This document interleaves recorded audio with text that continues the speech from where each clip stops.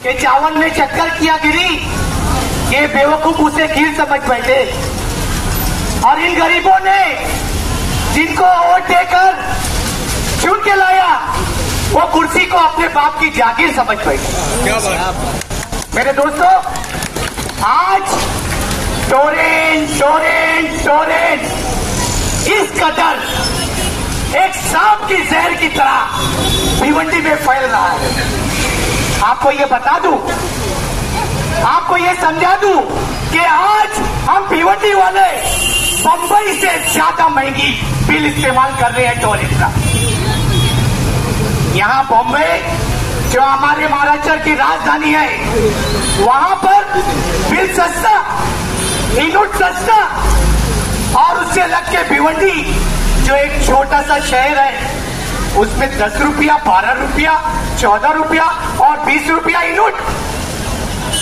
अरे भिवंडी वालों, जो हमारे इमरान भाई ने कहा कि जाओ, हम सबको जागना है, समझना है कि अगर इसको हमने सह दिया तो ये कल हमारे लिए, जैसे जख्म नासूर होता है ना, एक जख्म होता है जिसको डॉक्टर बोलते हैं नासूर, ये नासूर बन के हमारे भिवंडी के ऊपर जुल्म करेगा और हम भिवंडी वाले जुल्म को सहते रहेंगे। एक साथ बोलिए, टोरेंट टोरेंट टोरेंट। भैया जुम्मा का दिन है, मैं समझता हूँ सब लोग खा के आएंगे। टोरेंट हटाओ, टोरेंट हटाओ, टोरेंट टोरेंट टोरेंट। मैं आप लोगों का बहुत शुक्रगुजार हूँ। देखिए, मैं आप लोग के ऐसा एक नागरिक हूँ। ये अलग बात है कि हम छोटे से नगर सेवक आप लोग ने बनाए, लेकिन आप लोगों के साथ कदम पे कदम, हर कदम हम भिवंडी के साथ रहेंगे। जय हिंद, जय महाराष्ट्र। एवढ्या मोठ्या संख्येनं आलात म्हणून तुम्हाला क्रांतिकारी लाल सलाम। माझ्या भावांना आणि बहिणींनो, आजचा हा मोर्चा केवळ टोरेंटसाठी नाही, टोरेंटच्या विरोधामध्ये आणि या प्रीपेड मीटरच्या विरोधामध्ये आपण संपूर्ण देशभरामध्ये, भारतभरामध्ये आंदोलन करतो आहोत। आणि म्हणून टोरेंटचा विषय भिवंडीमध्ये आहे, या दोन ठाणा आणि कळवा मुंब्रामध्ये आहे, आणि म्हणून आपण टोरेंटचा विषय इथं मुख्य घेतला। दुसरा विषय होता भिवंडीमध्ये पाण्याची तीव्र टंचाई। भिवंडीमध्ये एवढा वरून पाऊस पडत असताना आमच्या भिवंडीच्या या माता भगिनींना प्यायला पाणी मिळत नाही, हा एक मुद्दा या मोर्चामध्ये होता। इथे येण्याच्या पूर्वी आपण म्युन्सिपालिटीच्या गेटवर जमा झालो आणि त्या गेटवर आपण जमा झाल्याबरोबर तिथल्या कमिशनरने डॉक्टर विजय कांबळे साहेबांना फोन करून सांगितलं की तुम्ही मोर्चाचं आयोजन केलेले मला माहित आहे, तुमचं निवेदन मला मिळालेलं आहे, पण तुम्ही पहिल्यांदा माझ्याबरोबर बोलायला या। तुम्ही 2, 3, 4 माणसं असतील ते या, तुमच्या प्रतिनिधी, तुमचा जो पाण्याचा प्रश्न आहे मी सोडवण्याचा प्रयत्न करतो। आणि मित्रांनो, तुमच्या माहितीसाठी आपलं निवेदन घेतलं, त्याला मंजुरी दिली, ते प्रत्यक्ष प्रक्रिया सुरू होण्याला 2-4 दिवस जातील।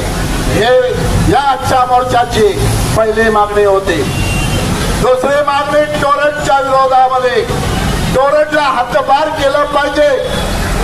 या गोरगरीब जनतेच्या गळ्याचा फास झालेला आहे, ही टोरेंट पॉवर घालवली पाहिजे। या टोरेंट पॉवरच्या मागणीमध्ये प्रीपेड मीटर बंद झाला पाहिजे। जेवढा आपण रिचार्ज करू तेवढाच मीटर चालेल। 2000 रुपयाचा रिचार्ज केला तर 5 दिवस लाईट चालेल आणि त्याच्यानंतर तुमची लाईट बंद होणार, पुन्हा रिचार्ज करत सोबत चालू होणार नाही। हा दुसरा विषय। डॉक्टर विजय कांबळे साहेब तुम्हाला टोरेंटच्या बाबतीमध्ये पूर्ण माहिती देतील।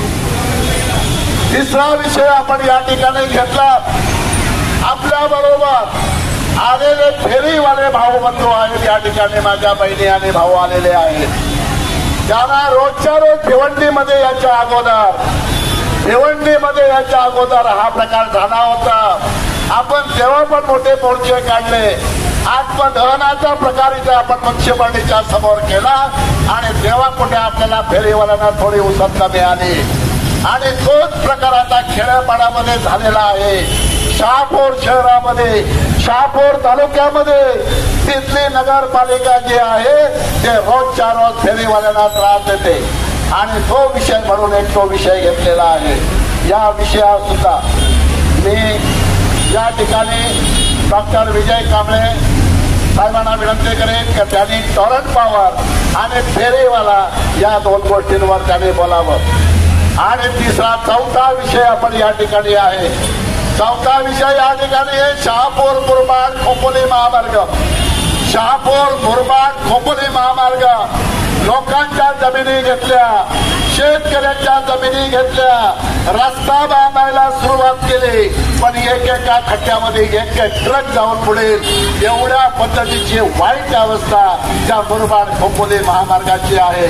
एका बाजूला शेतकऱ्याला पैसा दिला नाही, दुसऱ्या बाजूला जमीन काढून घेतली, तिसऱ्या बाजूला प्रवासांची सोय व्हायला पाहिजे नागरिकांची ती झाली नाही आणि अशी वाईट अवस्था आहे त्या मुरबाड शहापूर मुरबाड खोपोली महामार्गाची आहे. म्हणून तिथले शेतकरी सुद्धा याच्यामध्ये आलेला आहे. आपण मित्रांनो या 4 मागण्यांसाठी आणि जातीनिहाय जनगणना याच्यावर मी बोलणार आहे. जातीनिहाय जनगणना म्हणजे काय मित्रांनो? जातीनिहाय जनगणना म्हणजे काय हेच आमच्या लोकांना कळलेलं नाही आणि म्हणून महाराष्ट्रामध्ये मराठा विरोधी ओबीसी, गोवारी विरोधी धनगर अशा पद्धतीचा जो वाद लागलेला आहे, माणसं माणसाला खायला लागलेली आहे आणि म्हणून जातनिहाय जनगणना झाली पाहिजे आणि खऱ्याचं खरं झालं पाहिजे आणि खोट्याचं खोटं झालं पाहिजे आणि हा जातीतली तेढ संपली पाहिजे. हिंदू विरोधी मुस्लिम करायचं, ओबीसी विरोधी मराठा करायचं, मराठा विरोधी धनगर करायचं, धनगरा विरोधी गोवारी करायचं आणि या देशामध्ये या महाराष्ट्रामध्ये सततपणानं हा महाराष्ट्र अशांत राहिला पाहिजे, तिथं शांती कधी लागली नाही पाहिजे. आणि म्हणून आम्ही त्या गोष्टीचा संपूर्ण भारतभर ही मागणी घेऊन आम्ही आंदोलन केलेलं आहे.